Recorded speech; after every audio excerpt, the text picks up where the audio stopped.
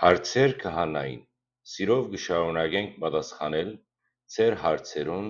և կոմենտներուն։ Պետրոս Առաքյալը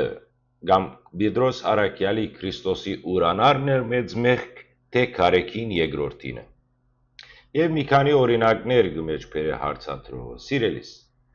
Ձեր հարցադրումը խիստ արտիական է և լի հոգևոր բղումով, և ես մեծ գնահատանք ունիմ ձեր մտահոգ սրտի հանդեպ,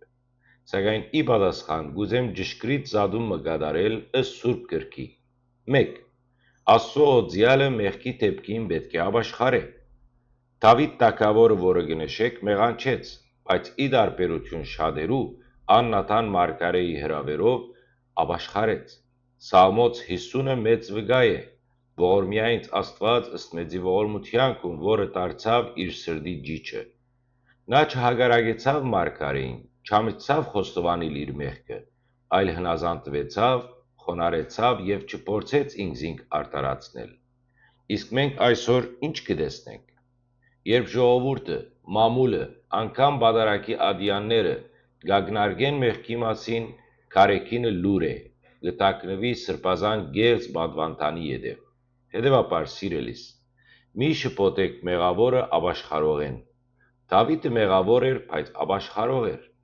Պետրոսը ուրացավ, բայց արտասվելով վերադարձավ։ Իսկ եթե մարդը ոչ միայն չի զղջար, այլ նաև կմերժե ընդունել ճշմարտությունը, արդյոք դեռ կարող ենք խոսել Աստվածայի օծումի մասին, որ սրբեցնող չէ,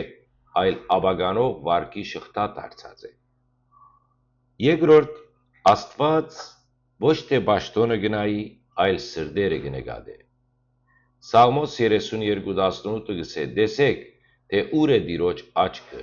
երկյուղածներուն վրա և ոչ թե դիրք ունեցողներուն»։ Պետրոսը, որ ուրացավ, վերականգնվեցավ, որովհետև Քրիստոս իրեն հարցուց. «Զիս կսիրես»։ Եվ մինչև 3 անգամ հարցուց, անիկա չհարցուց ուրիշները ինչ կսեն, թե ես ով եմ, այլ դուն ինքդ զիս կսիրես։ Այսօր կաթողիկոսը ունի այդ սրտի ջիջը, ունի ցավ մանուկներու բռնության, խոշորացյալ գեղդերու, պաշտոնով կատարված ամոթալի սխալներու համար։ Ճիշտ է արդյոք միայն հանդերձներն ու վեմերը պաշտպանել, երբ սրտերը կմերկանան ու ժողովուրդը կարտասվի։ Երրորդ, հնազանդությունը չի նշանակել լրել չարիքի հանդեպ։ Ամեն իշխանություն Աստուծմե է գսե Հռոմայեցիս 13:1, այո, ինչպես նշեցիք։ Բայց նույն Պողոսն է, որ իր կյանքի վերջին հրավերին մեզ կգրե. հանդիմանեցեք մեղքը ժամանակին ու անժամանակ, որպեսզի ուրիշները վախնան, 2 Տիմոթեոս 4:2։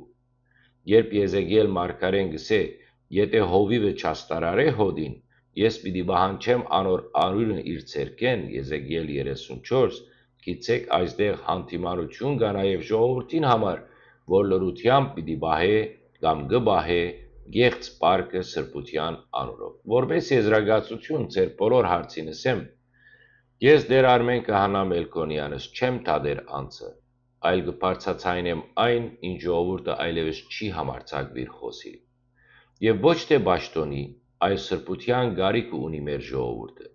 ոչ թե մաքրված պատուհաններու, այլ մաքրված սրտերու։ Եվ Աստված սիրող ժողովուրդը այսօր գաղաղագե. «Ուր ես Տեր, զորավոր ցերկով բրգե մեզ այս խավարեն»։ Եվ այդ աղագին ցայնակցողն եմ, ոչ ավելի, բայց հաստատ ոչ լրողը։ Աստված օրհնե բոլոր անոնց, որոնք կսիրեն ճշմարտությունը։ Մնացեք սիրով և խաղաղությամբ և շնորհակալ եմ այս շատ կարևոր հարցերու համար։ Շարունակեք ձեր հարցերը և չմոռնաք բաժանորդագրվել մեր յութուբյան ալիքին։